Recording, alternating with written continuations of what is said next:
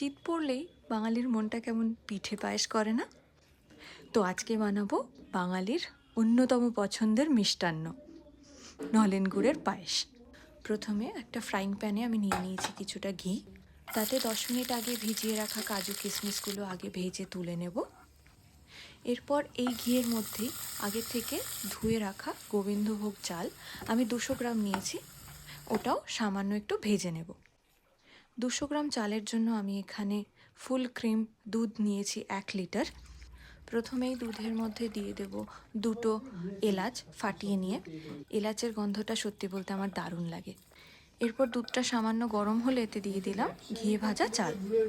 এখানে একটা কথা বলে রাখি, চালটা যতক্ষণ না সুসিদ্ধ হচ্ছে ততক্ষণ আমরা চিনি দেব না, তাহলে চালটা সেদ্ধ হতে অনেক বেশি সময় লাগবে। এখানে আপনারা পরিমাণ মতো চিনি দিয়ে দেবেন, কারণ এতে নলেন গুঁড়ো অ্যাড হবে, সেটা মাথায় রেখে। চিনি দেওয়ার পর কিছুটা ফুটে উঠলে এতে অ্যাড করব এই রেসিপির স্টার ইনগ্রেডিয়েন্ট নলেন গুড়। ব্যাস, আর কি, আগে থেকে ভেজে রাখা কাজু কিশমিশগুলো দিয়ে একটু ফুটিয়ে নামিয়ে নিলেই তৈরি জিভে জল আসা সেই বাঙালির প্রিয় নলেন গুড়ের পায়েস।